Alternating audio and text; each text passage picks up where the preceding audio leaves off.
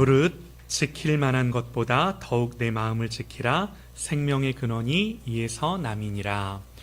모든 지킬 만한 것 중에 더욱 내 마음을 지키라. 생명의 근원이 이에서 남이라. 아멘, 아멘. 우리 마음을 새롭게 라는 제목으로 하나님의 말씀 듣겠습니다. 마음을 새롭게 라는 제목으로 하나님의 말씀 선포합니다. 마음을 지켜라. 여러분, 우리가 너무나 잘 아는 말씀이죠. 마음을 지킨다라는 것 너무나 중요합니다.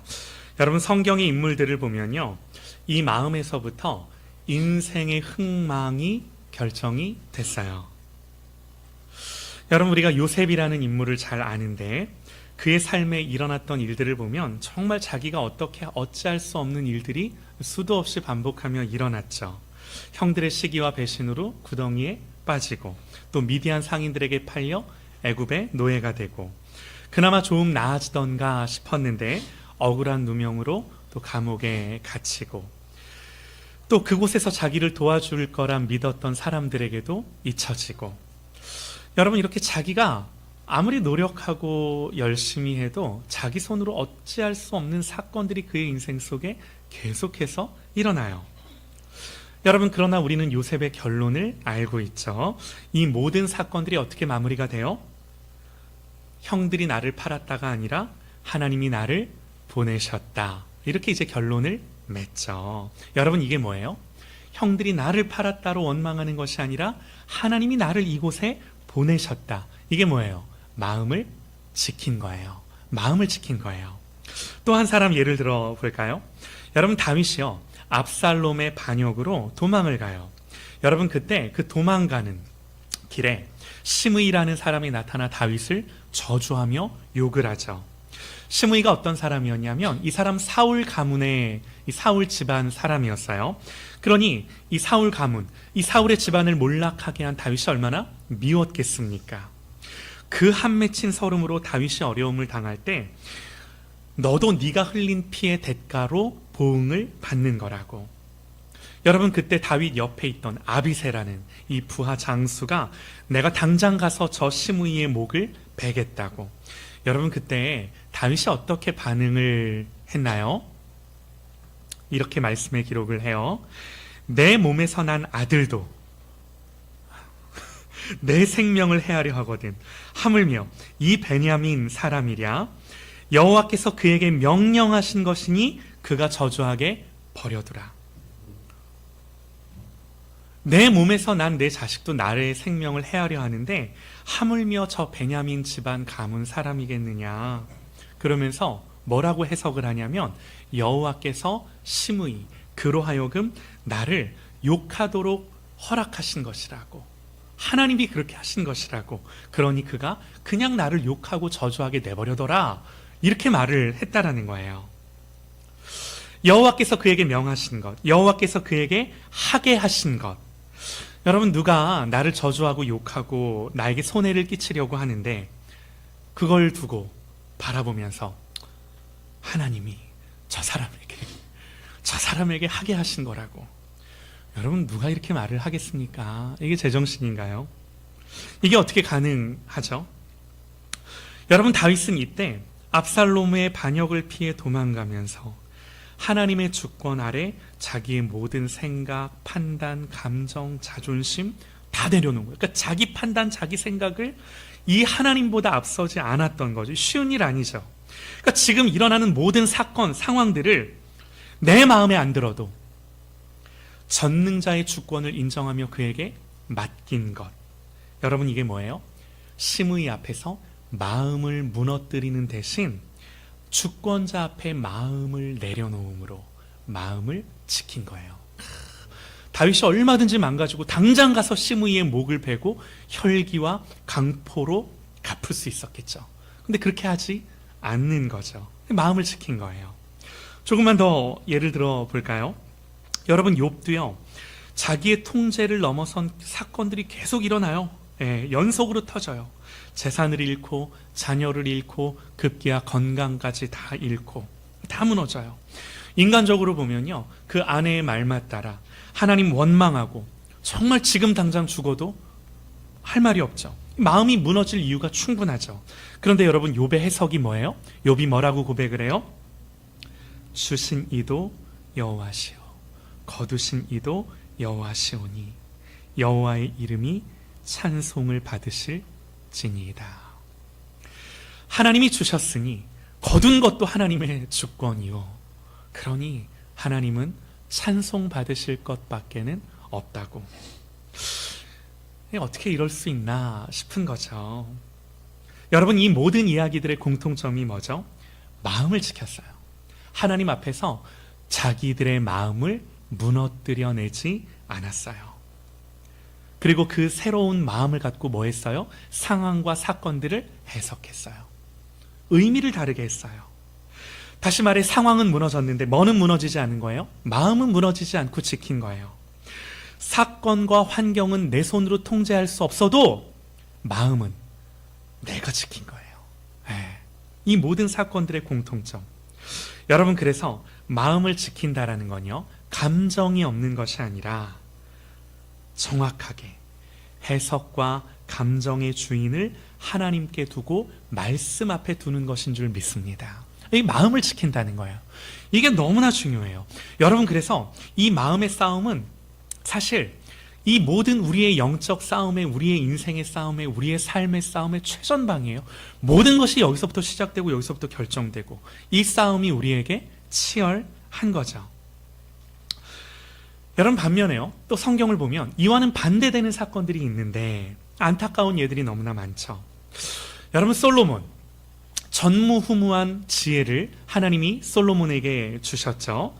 또 일천번제로 그의 이 왕권의 초기에는 하나님을 예배했던 사람. 그런데 그가 노년에 무너져요. 여러분, 왜 무너졌는지 아십니까? 성경이 정확하게 이렇게 묘사를 해요. 솔로몬의 아내들이 왕의 마음을 돌렸더라. 왕의 마음을 돌렸더라. 솔로몬이 나이가 많을 때에 그의 아내들이 그의 마음을 돌려 다른 신들을 따르게 하였으므로 왕의 마음이 그의 아버지 다윗의 마음과 같지 아니하여 그 하나님 여호와께 온전하지 못하였으니. 여러분, 이 짧은 구절 안에 성경이 강조하는 단어가 보이실까요? 이 짧은 구절 안에 마음이라는 단어가 4번이 들어가요.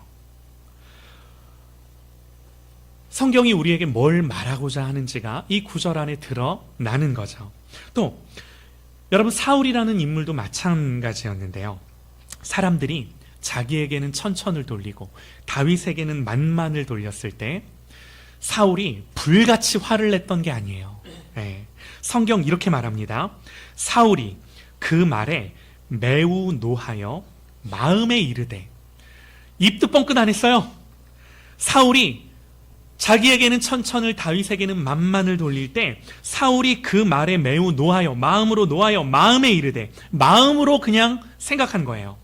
다윗에게는 만만을 돌리고 내게는 천천을 돌리니 그가 얻을 것이 나라 말고 또 무엇이 있으랴 하고. 여러분, 이때부터예요. 이때부터 사울이 급격하게 나락으로 떨어지기 시작하고 하나님으로부터 멀어지기 시작을 하는 거예요. 여러분, 사울이요, 처음부터 대단한 범죄를 저지르고 대단한 잘못을 했던 게 아니에요. 처음에는 입도 뻥끗한 게 아니라 그저 마음속으로 생각했을 뿐이에요. 그런데 끝까지 이 마음의 이는 질투의 불을 끄지 못했고, 이 마음은 사울을 계속해서 잡아 끌기 시작을 하고 결국에는 하나님의 말씀을 왜곡하고 불순종하는 자리까지 가게 되는, 무리수를 두기 시작하는 거예요. 여러분, 그래서 결과가 뭐예요? 이에 여호와께서 왕을 버려 이스라엘의 왕이 되지 못하게 하셨음이니이다. 결국 사울이 하나님을 왕으로 삼지 않았을 때 하나님도 사울을 왕이 되지 못하게 하여 그 자리를 패하시는 거죠. 안타깝죠. 여러분, 또요, 아나니아와 삽비라가 거짓으로 말했을 때 성경 정확히 이렇게 말씀을 합니다. 아나니아야, 어찌하여 사탄이 내 마음에 가득하게 하여. 성경의 표현이 정확해요. 어찌하여 사탄이 내 마음에 가득하게 하여. 그러니까 사탄의 역사, 사탄이 이 주는 유혹과 여러 가지 욕심들을 어찌하여 내 마음에 가득하게 했냐고. 말하는 거예요. 그래서 네가 성령을 속이고 그 밭값 중 얼마를 감추었느냐? 아나니아야, 어찌하여 사탄이 내 마음을 가득하게 하여, 두 번을 반복해요. 내가 성령을 속이고 그 밭값 중 얼마를 감추었느냐. 여러분, 성경이 뭘 강조하는지가 보이실까요? 또 가룟 유다는 어떻습니까? 마귀가 벌써 유다의 마음에 예수를 팔려는 생각을 넣었더라. 여러분, 성경을 보면은, 성경의 인물들을 보면 다 이렇게 시작을 해요. 네. 마음을 하나님 앞에서 지켰느냐, 아니면 그 마음을 지키지 못하고 빼앗겼느냐 하는, 여기서 이 모든 것들이, 이 흥망이 갈라졌음을 성경이 우리에게 보여주고 가르쳐 주는 거죠. 여러분 보세요. 여러분들 혹시 조선소 가보셨나요? 작년 여름에 저희가 이제 거제도로 휴가를 갔었는데, 정말 이 빌딩만한 배들이 건조되고 있는데, 보세요. 여러분, 이 빌딩만한 큰 배들이, 거대한 배들이 어디를 가느냐를 결정하는 게 뭐죠? 선실의 작은 키, 방향타죠. 이 조그마한 방향타가 움직이면 배가 이리도 가고 저리도 가고. 여러분, 우리의 삶도 그래요. 우리의 인생과 방향을 움직이는 방향타가 뭐예요? 성경은 이걸 마음이라고 가르쳐 주는 거예요. 이 마음 한켠에 있는 작은 생각, 결국 이게 우리의 삶과 우리의 방향을 움직인다고. 그래서 성경은 무릇 지킬 만한 것보다 더욱 내 마음을 지키라, 생명의 근원이 이에서 남이니라. 여러분, 이 말씀을 조금 더 정확한 의미로 좀 풀어 설명을 하면, 하나님이 왜 우리에게 마음을 지키라 말씀을 하시냐면, 그야말로 생명의 근원, 하나님이 우리에게 영적인 생명과 인생의 생명을 부어 넣어 주실 때 마음을 통해 우리에게 이 영적인 능력과 생명을 일으키세요. 네. 여러분, 그래서 마음을 잃어버리지 말고 마음을 지키라고. 여러분, 여기서 지키라는 말은 단순히 유지하라 그런 말이 아니라 사수하라. 지금 성 밖에서 적들이 막 몰려오는데 목숨을 걸고 이 성이 함락되지 않을 수 있도록 사수하고 지켜라. 이게 마음을 지켜라의 지켜라는 단어인 거예요. 그리고 성경은 모든 지킬 만한 것들 중에 어떻게 해요? 더욱 지켜라, 이렇게 우리에게 권면을 하는 거예요. 여러분, 세상을 살면서요, 우리가 지켜야 할 것들, 또 지키고 싶은 것들 많이 있어요. 사랑하는 가족들, 자녀들, 우리의 물질, 재산, 가정 다 지켜야죠. 여러분, 그러나 이 모든 지킬 만한 것들 중에 사실은 이것들을 지키기 위해 뭘 먼저 지켜야 되느냐? 더욱 먼저 성경은 우리의 마음을 지키라고 명령을 하는 것입니다. 여러분, 그래서 신앙생활하면서 제일 중요한 게 뭐예요? 하나님 앞에 우리의 마음을 지켜가는 것. 여러분, 가정에서 자녀들 앞에서 제일 중요한 게 뭔가 봤더니 아버지의 마음을 지키는 것. 혈기로, 분노로 우리의 자녀들을 대하지 않는 것. 회개할 게 많아요. 네. 여러분, 그래서 이 마음을 지키는 일이 무엇보다 중요한데, 보세요. 구체적으로 어떤 마음을 지키고 반드시 사수해야 한다는 건가? 오늘 이걸 한 가지만 좀 말씀을 드리고 말씀을 마무리할게요. 여러분 보세요. 마음을 지킨다라는 게 뭔가? 가장 중요한 것, 마음에 스쳐 지나가는 작은 생각들을 살피는 것들을 우리가 계속해서 훈련해야 돼요. 네. 하나님 앞에서 신앙생활 한다라는 것, 하나님을 믿는다라는 것, 하나님을 경외한다라는 것의 구체적인 우리의 행위가 뭔가? 마음에 스쳐 지나가는 작은 생각들을 살피는 훈련들, 실제로 내 생각들을 감찰하며 살피며 하나님 앞에 놓는 것. 여러분, 생각해 보세요. 어떤 생각이 스쳐 지나가는 것들을 우리가 막을 수 없어요. 이걸 흔히 이렇게 비유를 하죠. 새가 머리 위로 지나가며 내 머리에 똥 싸는 걸 막을 수는 없어요. 근데 새가 날아와서 내 머리에 둥지를 트는 건 막을 수 있어요. 여러분, 하루에도 수많은 생각이 눈으로, 귀로, 환경으로, 상황으로, 말로 들어와요. 여러분, 이걸 어떻게 할 수 있는 일들이 아니에요. 본성적으로 타락한 우리 안에 이 죄된 생각들이 일어날 수 있어요. 문제는 뭐죠? 이 생각이 마음에 착상될 때, 여러분, 그래서 마음을 지킨다라는 것, 이 마음을 지킨다라는 건요, 내 모든 생각들을 정말 하나님의 말씀으로 판단하고 감찰하는 것, 내 마음에 무엇이 들어오고 나가는지를 하나님의 말씀으로 분별하기 위해 주님 앞에, 말씀 앞에 무시로 모든 순간 머물고 또 머물고 또 머물며 점검하는 것. 여러분, 이게 마음을 지킨다라는 첫 번째 시작이에요. 여러분 보세요. 다윗이 밧세바를 범할 때 성경 이렇게 기록을 합니다. 저녁 때에 다윗이 그의 침상에서 일어나 왕궁 옥상에서 거닐다가 그곳에서 보니 한 여인이 목욕을 하는데 심히 아름다워 보이는지라. 다윗이 사람을 보내 그 여인을 알아보게 하였더니, 자, 다윗이 어느 날 옥상 위를 거니는데 목욕하는 여인이 눈에 들어왔고 그 여인이 아름다워 보였대요. 뭐 이걸 어떻게 할 수가 없어요. 그런 거예요. 뭐 이걸 어쩌겠습니까? 그런데 문제는 뭐예요? 다윗이 사람을 보내 그 여인을 알아보게 하였더니, 이건 하지 말았어야죠. 네. 그러니까 여기까지 가면, 일단 사람을 보내 알아보는 것까지 하면 이거를 중간에 멈출 수가 없어요. 네.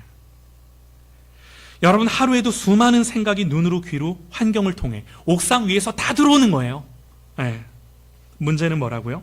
그 생각이 마음에 착상될 때, 착상이 되면요, 이때부터 마음이 아니라, 생각이 아니라 행동이 되고 방향이 되고 인생의 결정이 되고, 이렇게 이게 우리의 마음 안에 작동을 하기 시작을 하는 거죠.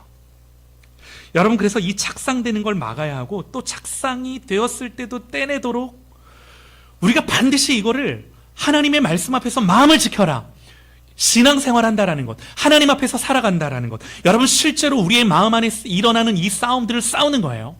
네. 여러분, 이게요, 쉽지가 않아요. 그럼에도 불구하고 이걸 어떻게 할 수 있는가? 자, 구체적으로 어떻게 이걸 할 수 있는가? 여러분, 우선요, 하나님의 심판에 대한 두려움을 갖는 거예요. 네. 하나님은 사랑이시라. 사랑만 붙들고 하나님의 심판을 외면하면, 여러분, 이건 거짓 복음, 거짓 진리죠. 여러분, 우리 믿는 사람, 그리스도인들이 반드시 생각해야 될 게 뭐예요? 예수님의 다시 오심, 예수님의 심판하심, 하나님이 죄를 기뻐하지 않으심, 그리고 죄에 대해 반드시 나로 하여금 쓴 열매를 먹게 하심으로 그 죄에서 돌이키도록 하나님이 나에게 역사하시고 일하심. 여러분, 이걸 반드시 우리가 생각을 해야 되는 거예요. 아, 내가 계속해서 이 생각을 붙들면 하나님 기뻐하지 않으시지. 하나님 반드시 이 잘못을 나에게 깨닫게 하시고, 때로는 나를 징계해서라도 알게 하시지. 내가 이걸 계속 마음에 품으면 내 영혼에 해가 돼. 여러분, 우리가 하나님을 앞에 두고 하나님 앞에서 반드시 이 하나님에 대한 두려움, 하나님에 대한 경외함을 갖는 거예요. 이게 너무나 중요해요. 네. 여러분, 그러나 보세요. 이보다 더 중요한 게 있어요. 하나님을 두려워함으로 하나님 앞에서 심판받을 것을 무서워하는 것보다 더 중요한 것. 우리가 어떻게 마음과 생각을 지킬 수 있는가? 정말 중요한 방법이 뭔가? 방법이에요, 정말로. 이 하나님을 두려워하는 것과는 정반대되는 건데요. 이게 뭔가? 보세요. 십자가를, 하나님의 은혜를 지금 이 순간 현재적으로 붙들므로 우리의 마음이 이 하나님의 은혜에 지배되도록. 네. 여러분 무슨 말이냐면 이걸 찬송가 가사가 너무나 잘 가르쳐 주는데, 여러분 주 달려 죽은 십자가 찬송가, 주 달려 죽은 십자가 우리가 생각할 때에, 그 다음 가사가 뭐예요? 세상의 헛된 욕심을 헛된 줄 알고 버리네. 여러분 이게 뭐예요? 하나님을 두려워하며 심판을 무서워하며 벌한받기 위해 하는 이 행동보다 더 강력한 것은, 내가 죄인 되었을 때 어떠한 사랑을 나에게 주사 나를 자녀 삼아 주셔서 여전히 나를 품으시고 사랑하시는지에 대한 은혜를 기억하며 그 은혜의 정서 앞에 내 마음이 붙들림 받는 것. 여러분 이게 뭐예요? 이게 실제적으로 마음을 지켜내는 방법. 이걸 떠나서는 마음을 지킬 수 있는 능력이 없어요.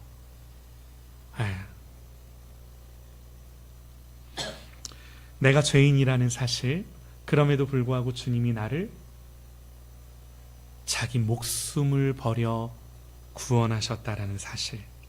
여러분 우리가 이 사랑을 깊이 느낄 때 마음이 유혹하는 그 유혹으로 가지 않고, 오히려 이 유혹이 주는 기쁨보다 이 은혜를 누리는 기쁨이 더 커서, 내가 이 은혜로 인하여 승리했을 때 나에게 주어지는 하나님의 은혜와 은사와 사랑이 더 달콤하다라는 것을 알기에, 여러분 그래서 이 마음을 지킨다라는 것, 하나님의 은혜가 부어질 때 되어지는 줄 믿습니다. 성경 우리에게 이렇게 말합니다. 아무것도 염려하지 말고 오직 모든 일에 기도와 간구로 너희의 구할 것을 감사함으로 하나님께 아뢰라. 그리하면 모든 지각에 뛰어난 하나님의 평강이 그리스도 예수 안에서 너희의 마음과 생각을 지키시리라.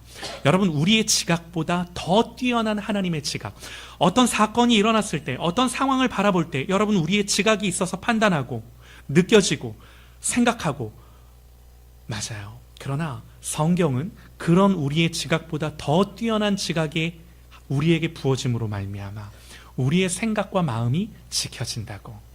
할렐루야. 여러분 그래서 우리가 신앙생활할 때 실제적으로 중요한 게 뭔가요?